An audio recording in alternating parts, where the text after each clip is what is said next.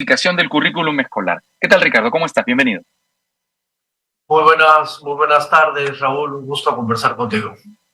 Bien, esta ley establece la inclusión de la educación cívica y la historia del terrorismo en la currícula escolar.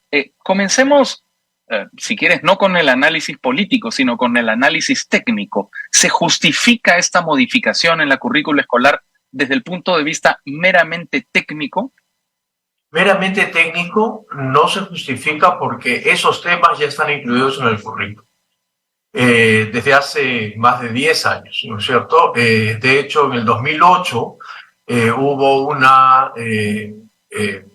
reclamo por parte del Congreso de la República diciendo que lo que se estaba enseñando estaba sesgado, y luego pasó a una comisión que determinó que eso no fuese así. Entonces, técnicamente, por supuesto que vale incorporar cualquier elemento de la historia reciente peruana, pero ya está. Entonces, por eso es que es solo una ley declaratoria, seguramente. ¿Tú crees que es una ley declaratoria o es realmente, digamos, un impulso de parte de algunos grupos dentro del Congreso, que son quienes lo han empujado, para definir ellos mismos lo que fue la historia del terrorismo? Sin duda. O sea, en el análisis político va por ahí, digamos. El análisis técnico no tiene mayor lugar donde sostenerse porque se está incluyendo ya desde hace mucho tiempo la enseñanza de la etapa del terrorismo en el Perú para que efectivamente no se vuelva a repetir ese periodo tan terrible. Sin embargo, desde una perspectiva más bien política, está sucediendo lo mismo que sucedió con el enfoque de género, que es que tratar de colocar intereses particulares, ideologías particulares dentro de el currículo escolar para modificarlo y para enseñarlo de una manera muy especial y muy propia, ¿no? Ahora, esto es dentro de una lógica que no se limita, por supuesto, al currículum. Yo creo que es parte de una ofensiva que busca, digamos, reconstruir la historia y que incluye actos como, por ejemplo, el ataque, el cierre del lugar de la memoria. Sin duda, sin duda. O sea, cuando uno mira el paquete entero, creo que ya lo hemos conversado antes, Raúl, aquí de lo que se trata es de el desarrollo de una agenda muy conservadora en el Perú, que está tratando de encontrar todos aquellos espacios que le permitan instalar esa agenda conservadora, que por supuesto incluye una relectura de la historia, la desaparición de algunos enfoques, la minimización del enfoque de derechos humanos, que muy bien lo has presentado en la editorial hace un momento, ¿no? Entonces, claro, lo que pasa es que la educación es un vehículo muy importante como para transmitir ese tipo de agendas u otras, porque la educación es un hecho político, ¿no es cierto? Y por lo tanto, se trata de incorporarlo al sistema curricular para justamente desarrollar un buen pensamiento crítico y no pensar que tenemos que irnos hacia alguna reconstrucción de la historia en particular. Ahora, la sensación es que, digamos, en esta ofensiva conservadora de la que hablas, la educación ha sido identificada primero como un botín y en segundo lugar como un medio de ideologización, más bien, es decir, como un medio para construir una ciudadanía que tenga un pensamiento más o menos uniforme y poco crítico. Estoy pensando en algo como 1984 de George Orwell, ¿no? Claro, tenemos un gran hermano distinto, pero igual, ¿no? En términos de que el contexto no es el mismo, pero la idea es tratar de uniformar de la peor manera posible. Mira, si volvemos al asunto técnico, Raúl, uno de los grandes cambios que se produjeron en el currículo del 2016 es que se tenga que desarrollar un conjunto de habilidades relacionadas a la historia que abandonaban la vieja manera memorística de aprender hechos, sino que lo que se busca ahora es tratar de interpretar esos hechos desde una perspectiva más bien crítica para generar eso que se llama conciencia histórica, es decir, para efectivamente darte cuenta del peso y el significado que tuvo ese hecho en particular a lo largo de la historia. Entonces, ese cambio que requiere de muchas habilidades del docente, de tener diversas fuentes para poder contrastar, termina en una opinión respecto del hecho, y no solo en el registro del hecho. Bueno, eso es lo que hay que buscar para tener una ciudadanía crítica que efectivamente pueda comprender lo que sucede en el país y no pegarse a un relato de hechos de ningún lado, ¿no es cierto?, que te van a contar una historia siempre parcial. Ahora, dentro de esa lógica, es llamativa la educación cívica, ¿no? Es decir, ¿para qué sirve la educación cívica y por qué podría ser una herramienta? La educación cívica, que está además transitando hacia una nueva forma de comprenderla, mucho más amplia y más compleja, que es la formación ciudadana, es muy sencillo. Es el paso de la idea de aprender la educación cívica de una perspectiva institucional a una relacional. ¿Qué significa? Tú, yo y muchos quienes nos están escuchando, en nuestro curso de educación cívica aprendíamos cuáles son los poderes del Estado, la Constitución, hasta quién cantó el himno por primera vez, ¿no es cierto? La idea es que ahora, además de esta cuestión institucional, se puedan incorporar cuestiones de la relación con el otro, y ahí aparece el enfoque de género, el enfoque intercultural, el enfoque de derechos humanos, inclusive del medio ambiente, porque ya se sabe que en los temas ambientales la relación con el ambiente es una forma también de ejercicio ciudadano. Entonces, hacia eso hay que migrar, en eso está el currículo nacional, y por eso se vuelve fundamental hacer formación ciudadana, porque la escuela es el espacio más importante de formación de ciudadanos en un país. Así como la presidenta dijo hace poco en una expresión muy clara de la agenda conservadora educativa, que no se enseñaba política en las escuelas. Eso no solo es anacrónico, es muy conservador, sino que además es imposible, porque la sola convivencia entre distintos hace que tengas que mirar la educación como un hecho político. Pero es un hecho político, todo es política dentro de la vida de los seres humanos, todas son decisiones políticas, nos gusten o no nos gusten, digamos, satanicemos o no el concepto de la palabra política, todo lo que se hace en la formación es político. Exacto, porque además esto de acá que sucede en el Perú con la agenda conservadora y la educación pasa en otros países en la región, y quieren instalar la idea que la educación solamente tiene el sentido de enseñar materias específicas curriculares, matemática, y que los valores se enseñan en la casa.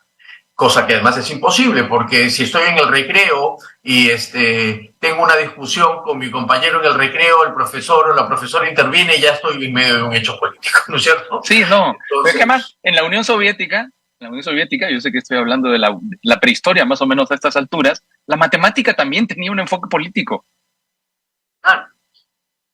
Es que somos sujetos políticos. No es posible creer que la educación no está vinculada con la formación de ciudadanos, así no haya una materia en particular, ¿no? Sí. Y por lo tanto, lo que tenemos que hacer es tomar control sobre el asunto para que no suceda lo que sucedió, justamente. ¿No es cierto? Creer que podemos prescindir desde esa perspectiva política de la educación, o que se tiene que enseñar alguna materia por temor a que se ideologice la gente, termina dando como resultado algo peor, ¿no es cierto? La cura va a terminar siendo más mala que la enfermedad. Lo que hay que hacer es incorporar esto en el currículo escolar, incorporar esto en la práctica de los docentes y en las prácticas de las escuelas para tener mejores ciudadanos, que no permitamos que no haya terrorismo otra vez. Entonces la lectura tiene que ser esa. Por supuesto. Ahora, digamos, para detenernos por última vez en el tema de educación cívica, mi impresión es que de lo que se trata es de emplear la educación cívica, es así como un arma de ideologización para generar ciudadanos menos críticos. Sin duda. Hay dos grandes episodios a lo largo de la historia reciente latinoamericana en educación, incluida la peruana, ¿no es cierto? En los años 90 se intentó prescindir de todo este componente de educación cívica, salvo el institucional, del currículo escolar, con la idea, equivocada por cierto, que no se formaban sujetos políticos. Sin embargo, eso es imposible, como ya lo hemos visto. Y un segundo es, mira, no lo hagamos de forma crítica. Es mejor volver a aprendernos que la señora Merino cantó el himno nacional por primera vez, que los 4 poderes del Estado, es decir, aquellas cosas institucionales que son importantes, pero otra vez son datos, son hechos. Sí. No nos interesan esos hechos, nos interesa la comprensión de cómo esos hechos se entienden en la relación entre peruanos, ¿no es cierto? Y entonces ahí es donde, que además es fundamental, acabas de hacer recordar algo que dice Martha Nussbaum, esa filósofa estadounidense tan importante, que dice allí donde no se desarrolla pensamiento crítico en el sistema educativo, lo único que estamos haciendo es poner en peligro la democracia. Totalmente. Porque sin pensamiento crítico no puede haber buena calidad de democracia. Exactamente, exactamente. Es decir, si generamos una generación, valga la redundancia, de alumnos que son básicamente borregos, repetitivos, que no se enfrentan al poder, tendremos pues un poder muy autoritario, que no tendrá justamente ese contrapoder que es la opinión pública, la ciudadanía crítica. Sin duda alguna, sin esa capacidad de ponerse en la posición del otro para tratar de entender ese otro y finalmente tener, si quieres, una opinión contraria, pero no partir de la opinión contraria por lo que únicamente pienso y que se vuelve un pensamiento único, porque el pensamiento único es la antesala a un pensamiento totalitario y por lo tanto una cuestión autoritaria. Ahora, me preocupa más porque entre los considerandos para presentar este proyecto de ley se usa una palabra que asociada a, digamos, los conceptos que estamos viendo y a las personas que los están promocionando, a mí me resulta preocupante, que es la palabra identidad. ¿Qué te parece a ti la aparición de esa palabra, de ese vocablo tan peligroso en las manos equivocadas? Peligroso e inexacto, Raúl, porque hace ya muchísimos años se ha tomado como consenso que la identidad es un proceso constructivo y dinámico y por lo tanto pensar que la identidad es una cuestión monolítica que no cambia con el tiempo no tiene ninguna razón de ser en la discusión. Entonces, claro, pero es muy llamativo. Es muy llamativo. ¿Quién no quisiera tener identidad nacional, aunque esa identidad nacional, por ejemplo, desconozca las otras nacionalidades que hay dentro del Estado peruano, ¿no es cierto? Sí. Las diferencias culturales, las diferencias de formas de pensar. Entonces, es como cuando sacaron, perdóname, la ley de SUNEDU, ¿no? Ley que protege la autonomía. Entonces suena muy rimbombante, muy atractivo, aunque en el fondo no quieren decir eso, ¿no? Entonces, lo mejor que tiene el Congreso, creo que para este tipo de leyes es su equipo marquetero, antes que su equipo técnico. Son buenos tituladores, es verdad, hay que reconocerlo. Exacto. Sí. Ahora, Ricardo, ¿qué viene con la educación? Si estamos frente a este hecho, si estamos frente a otros hechos como el ataque a la SUNEDU, de repente, pues, en los próximos meses volvemos a tener formación premilitar. Ojalá que no, pero no me asombraría mucho si sucede, ¿no? A ver, con esta ley declaratoria, a diferencia de otras, hay una disposición complementaria, si no me equivoco, en la que le pide al Ministerio de Educación, en el marco de sus competencias, poder desarrollar esta propuesta de incorporación de cursos. El Congreso no sabe que ya no hay cursos, pero bueno, sí. De incorporación de esos temas en el currículo. Entonces, ahora la pelota está en la cancha del Ministerio de Educación, ¿no es cierto? Para ver cómo responde a esta declaración de interés por parte del Congreso, cómo evalúa lo que se está haciendo hasta ahora, y allí es donde vamos a ver la respuesta en el nivel de conservadurismo que está teniendo el gobierno en general y el Ministerio de Educación en particular respecto de este tema. Entonces, lo que se viene primero es la decisión de parte del Ministerio de Educación para ver cómo va a abordar el tema. Es verdad que esto puede ir durmiendo el sueño de los justos mucho tiempo. Sin embargo, hay que llamar la atención que la formación ciudadana es una cuestión fundamental de la educación y que se tiene que trabajar, porque sin ella nuestra precaria democracia puede precarizarse aún más. Ahora, ¿te animas a hacer futurología frente a este tema? Es decir, ¿tú qué crees que hará el ministerio? Es raro porque no sabemos hasta ahora cómo no ha habido una aparición pública de la ministra y por lo tanto no tengo elementos como para decir por dónde va, pero si sigue la línea que ha venido ahora haciéndose desde el gobierno, probablemente va a haber algún ingrediente de esta tendencia conservadora en la incorporación del asunto, ¿no? Una buena salida le paso la voz al ministerio, es lo que ya se empezó a hacer en el 2019, que es incorporar otras fuentes, además del informe de la Comisión de la Verdad, al currículo escolar para trabajar los temas. Han salido 2 textos interesantes, bien trabajados, de parte de las Fuerzas Armadas, que cuentan una parte de la historia que también se necesita reflexionar, y entonces diversificar las fuentes es una buena salida para dejar felices a unos, no, seguramente no tanto, y seguir adelante en esta perspectiva, ¿no? Por lo tanto, la futurología me pone en una situación un poco expectante, tirando para continuar el conservadurismo, ¿no? Ahora, Ricardo, una última pregunta que tiene que ver con una rápida enumeración de los acontecimientos de los últimos 6-7 años en nuestro país. La crisis política comienza con la caída de un ministro de Educación, con el ministro Saavedra. Se profundiza con la caída de otra ministra de Educación, la ministra Martens. Y ha venido acompañada por acciones como, por ejemplo, digamos, la toma de la SUNEDU, el descabezamiento de la SUNEDU, la transformación de la SUNEDU en un salón VIP para los rectores de las universidades, y específicamente para los rectores de las universidades de mala calidad. Hemos tenido un episodio adicional, que es la presencia del señor Becerra como ministro de Educación.